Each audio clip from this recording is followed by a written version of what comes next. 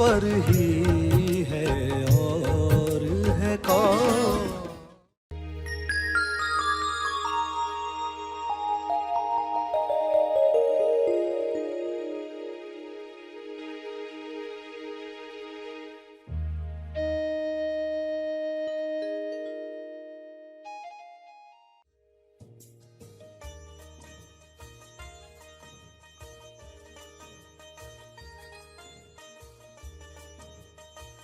अपने अनुभव पर आप जाकर आ गए तो पूरी पृथ्वी का चक्कर लगाकर आ गए। कितनी इलॉजिकल बात है, क्योंकि अनुभव पता ही नहीं है अंदर जाते क्या है उधर। सभी को शुभेच्छा। हैप्पी थॉट्स तेज ज्ञान फाउंडेशन द्वारा आयोजित ध्यान प्रार्थना बीज बोने के लिए आप सबका स्वागत करते हैं।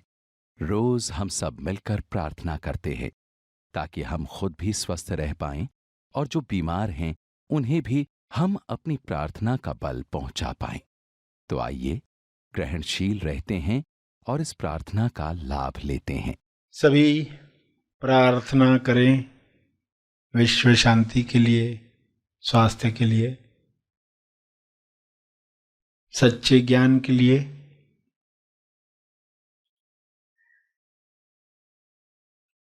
सभी आंखें बंद करें, सीधे बैठें,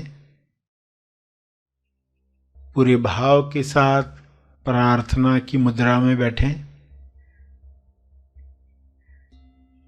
हे परम आत्मा, परमात्मा, हे परमेश्वर, विश्व के सारे लोग सही दिशा में आगे बढ़ें। गलत दिशा बीमारियों की ओर ले जाती है, गलत दिशा गरीबी की ओर ले जाती है, गलत दिशा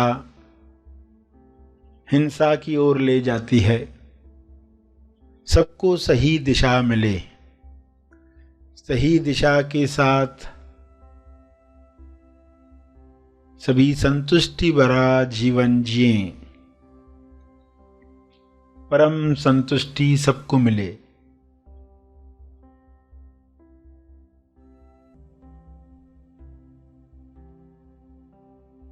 हर मनुष्य की देह स्वर्ग है।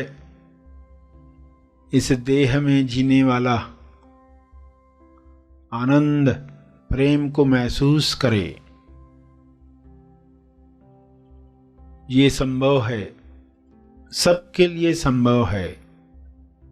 पूर्ण ज्ञान मिलने के साथ ये संभव है। आध्यात्मिक ज्ञान पूर्ण ज्ञान है।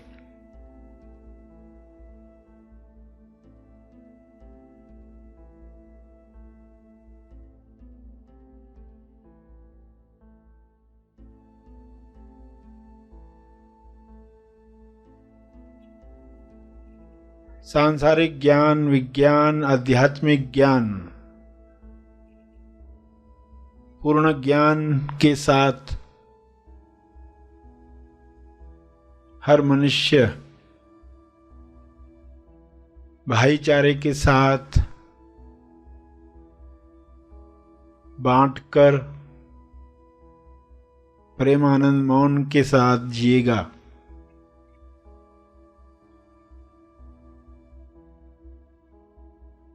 सभी अधूरे ज्ञान से मुक्त हो जाएं।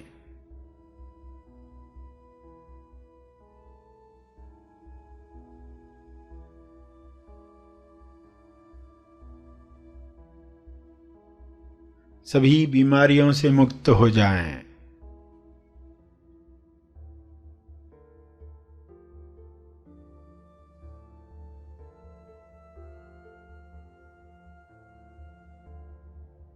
सब हिंसा से मुक्त हो जाएं।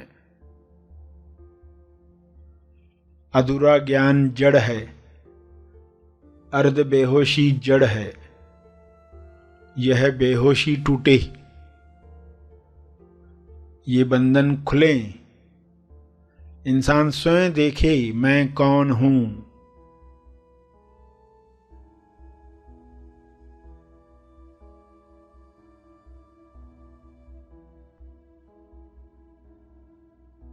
मैं कहाँ पर हूँ,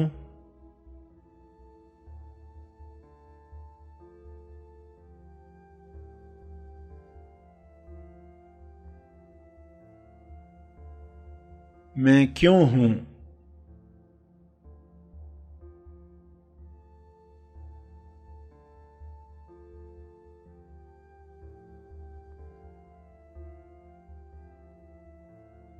मेरी उपस्थिति सभी के कल्याण के लिए कैसे काम करे,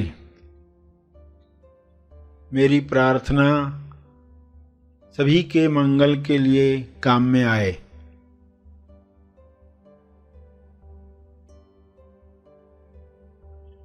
सभी अपने स्पेस, टाइम और एनर्जी में आनंद महसूस करें और सभी स्पेस, टाइम और एनर्जी के पार के नक्शे पर खुद को पहचान पाएं, स्व अनुभव कर पाएं।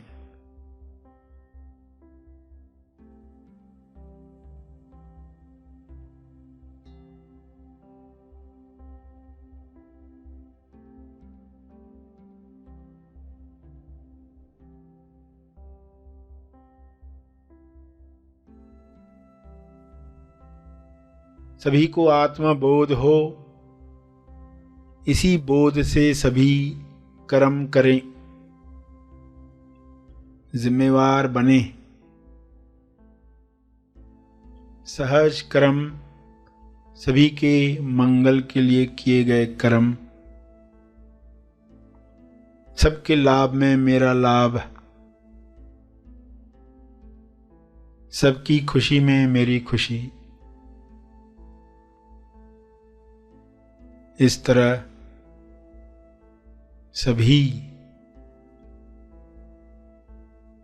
संपूर्ण ज्ञान में, संपूर्ण ध्यान में अपने समय का सदुपयोग करें।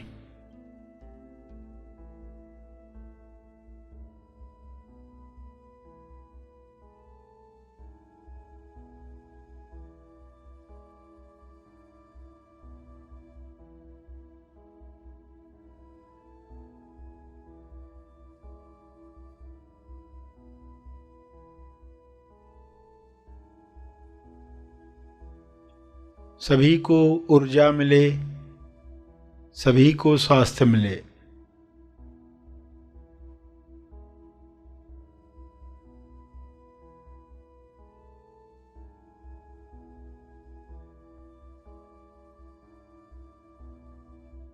सभी विश्वास कर पाएं अपनी शक्तियों पर, सभी पवित्रता का जीवन जिएं। स्वयं को जानकर यह अपने आप होने लगता है।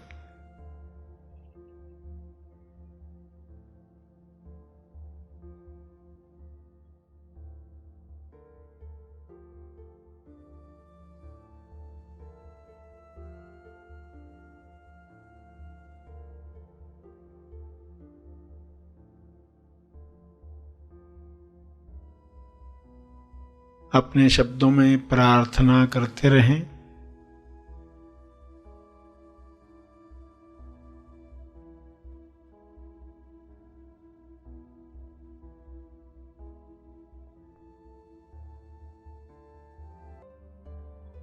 अंत में अपने तप का बल,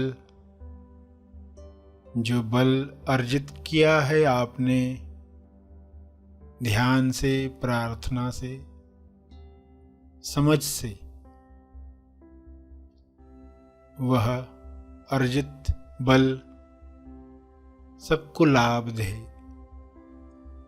इस शुद्ध भाव से तर्पण करें।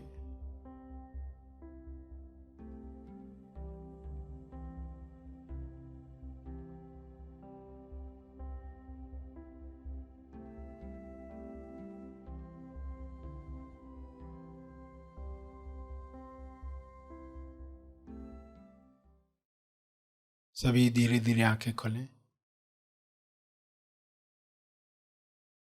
आइए सब ग्रहणशील होते हैं एक चेतना संदेश सुनने के लिए। गुरुदेव समझाते, गुरुदेव समझाते, उसका आकार इशारा क्या है।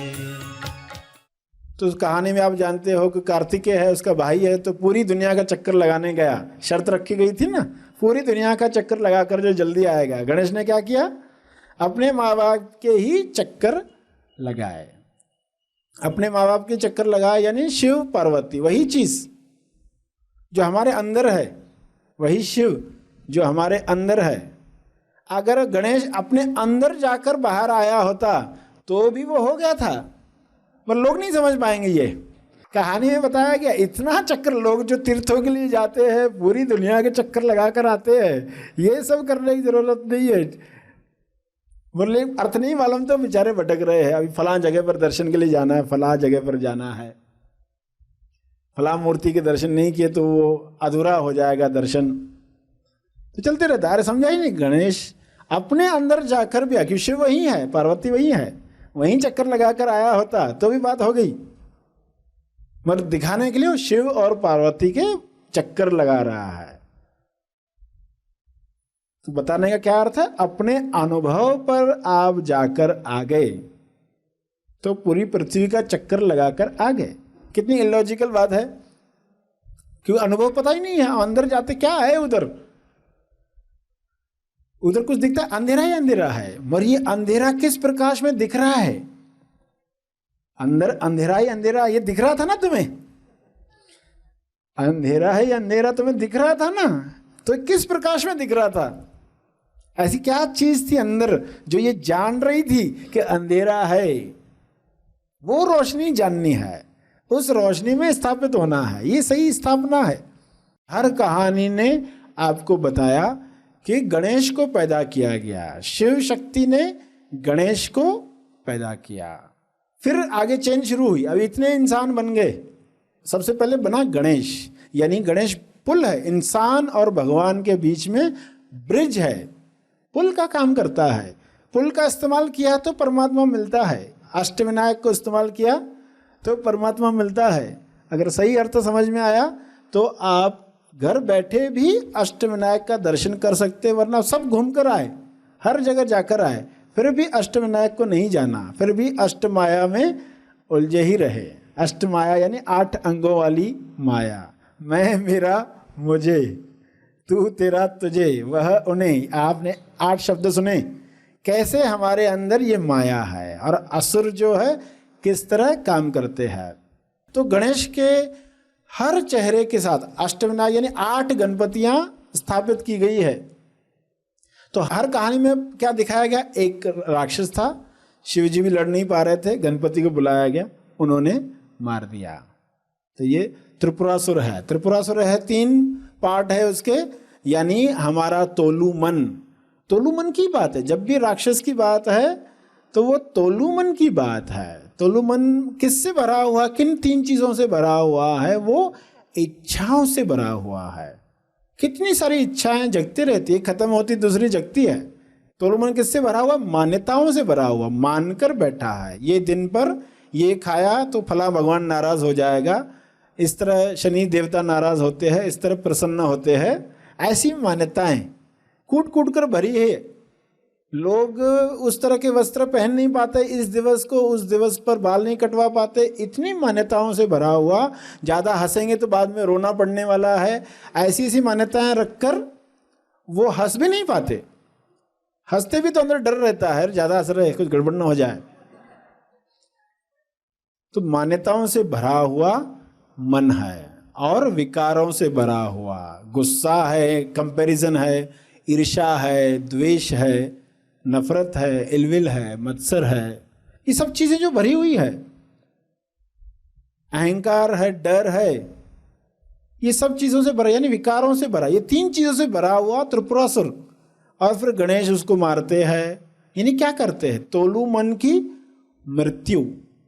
गणेश श्राप देंगे तो किस लिए देंगे, चांद को लोग देखेंगे नहीं, गणेश चतुर्थी को उसमें चांद को देखने वाले नहीं है, तो गणेश की हर क्रिया आपको कुछ बताने के लिए है।